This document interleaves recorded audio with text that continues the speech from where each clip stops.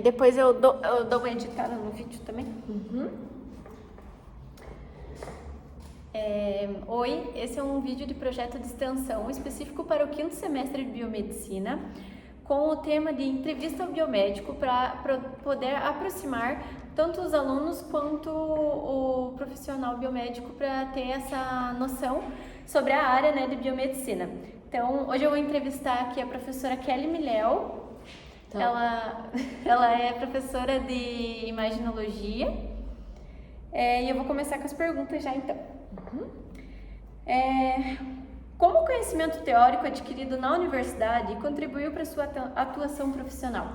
Então, eu sou biomédica imaginologista, né? Então, ele deu uma base, né? Os conhecimentos da faculdade, ele deu uma base, mas o conhecimento mesmo prático e o aprofundamento você só aprende fazendo exame, atendendo. Claro que você tem que estudar, talvez relembrar algumas coisas, mas o estudo mesmo, a faculdade te ajuda, mas a prática que te aperfeiçoa, sabe? Que te dá as soluções é a prática mesmo. Só praticando mesmo. Só praticando, tem que praticar. Quais são as principais áreas de atuação para o biomédico hoje em dia, na sua opinião? Então, hoje o que mais tem é estética, análises clínicas, laboratório, né? Muito laboratório, imaginologia e... eu acredito que são as 3 principais. Acho que o ranking maior é a parte de análises clínicas, depois estética, né? Por incrível que pareça, estética está bem forte, e depois a imaginologia. E você já atuou em mais de uma área da biomedicina? Como que foi essa transição? Então, já atuei, eu atuo hoje na estética, que tem muita gente atuando, então a estética é uma área muito boa, muito rentável, mas é muita gente. Então é médico, biomédico, farmacêutico. É bem concorrido, né? É bem concorrido, então tem muita gente fazendo a mesma coisa. A imaginologia é uma área bem gratificante, uma área muito gostosa de trabalhar. E trabalhei também na parte de laboratório, mas já não foi muito meu perfil. Mas quem gosta de ficar ali no microscópio, fazendo, analisando, é para quem gosta, tem que gostar de ficar no microscópio. E na sua opinião, quais são as áreas da biomedicina que mais tendem a crescer para os próximos anos, para o futuro, assim? Eu acredito que a parte de embriologia, porque os casais hoje tem muito casal homofóbico, né? Então, homofóbico não. Homossexuais? Homossexuais. Então vai crescer muito essa área, porque o pessoal tá tendo filho mais tarde, tá se relacionando do mesmo sexo, então eu acredito que é uma área o biomédico embriologista e a parte de estética.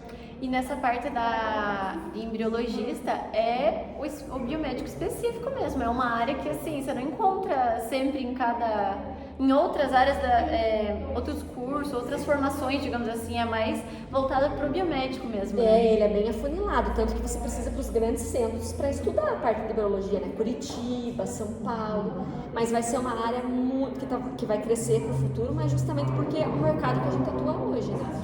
O cenário que a gente se encontra, dos casais terem filhos mais tarde, de ter esses casais homossexuais, então vai ser uma área para nós, para o futuro, que vai crescer bastante. E como a tecnologia tem influenciado ou transformado a profissão, assim? Então, agora com a inteligência artificial, a gente tem tudo na palma da mão, né? Então a gente consegue tirar muitas dúvidas. Mas claro que é só a prática que vai te dar as soluções. Sim. Então, você praticando ali numa emergência, você não pode entrar lá no IA e pesquisar se a pessoa está com uma hemorragia, alguma coisa. Mas ela te ajuda, ela vai te dar... É um auxílio para a pessoa que quer estudar, aprofundar em casa. Exatamente. Né? Então, você vai ter esse auxílio, você vai conseguir aprofundar, mas é só você vivendo e fazendo ali para você ter a solução e o aprendizado, de passar o apuro mesmo e aprender, né? E evoluir com aquilo.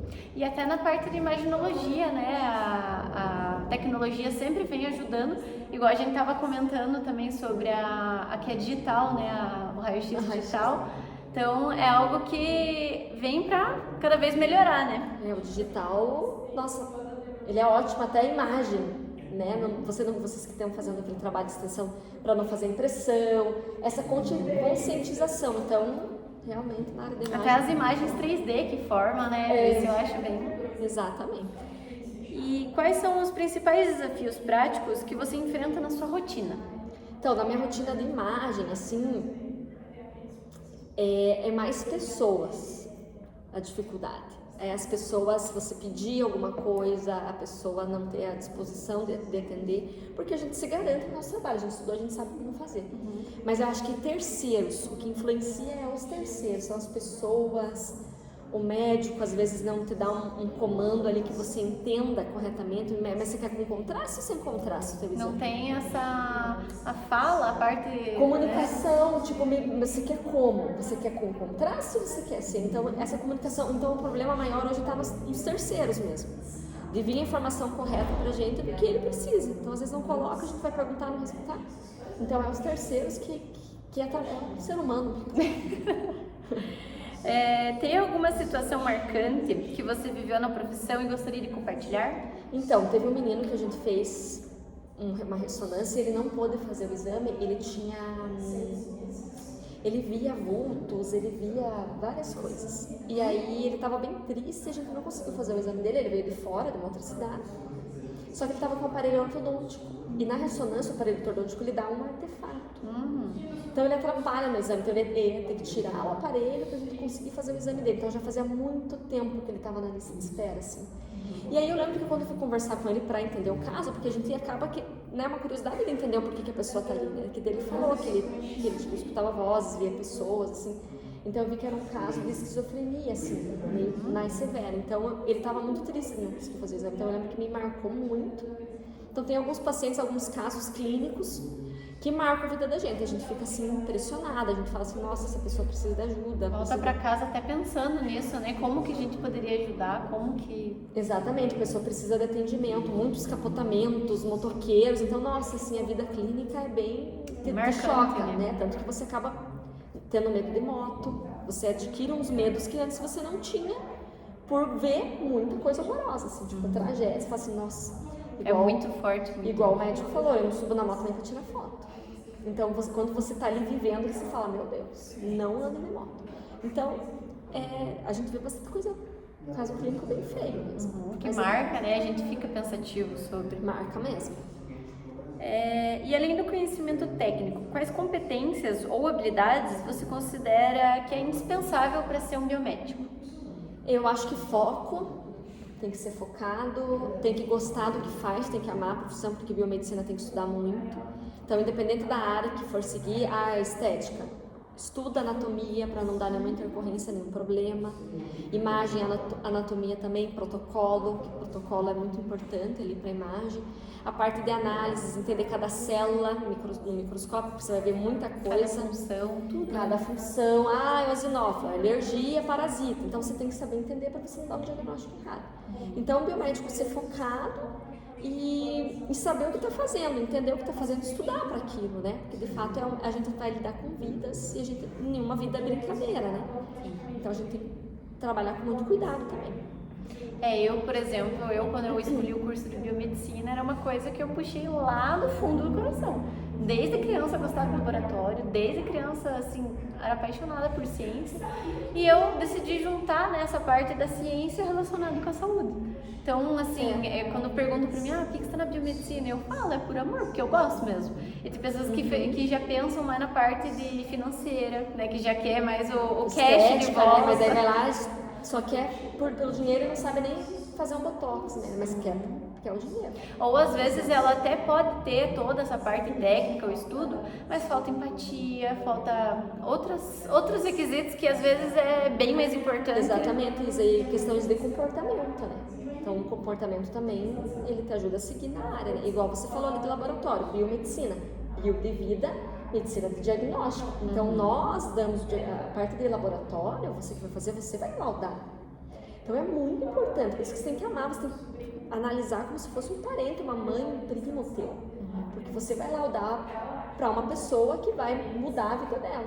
Então é bem sério, é bem importante. O que você recomendaria a um estudante que deseja se destacar na profissão? Se destacar?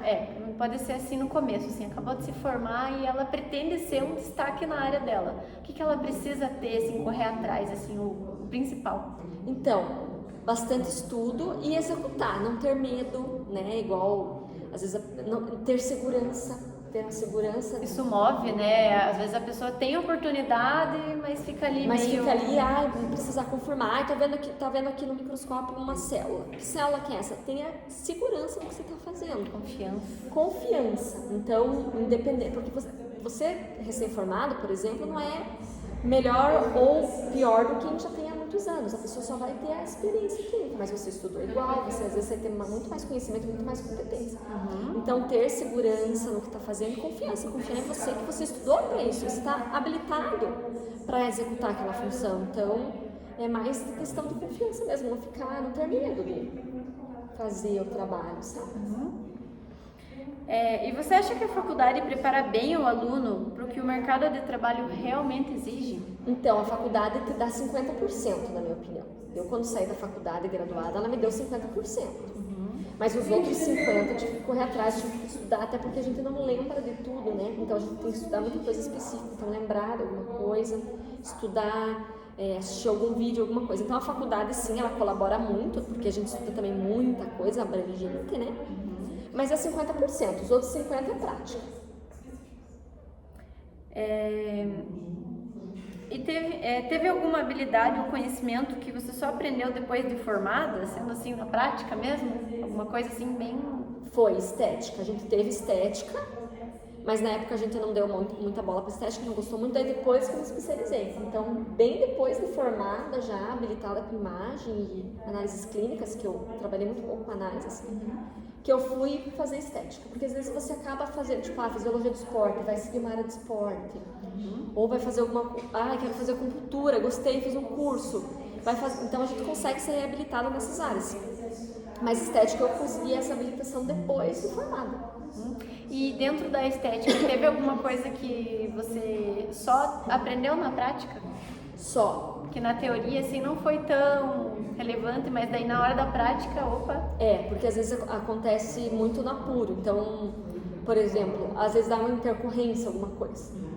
Então, ali na prática, você trabalhando na estética, você visualizando... E na estética, cada pessoa é uma pessoa.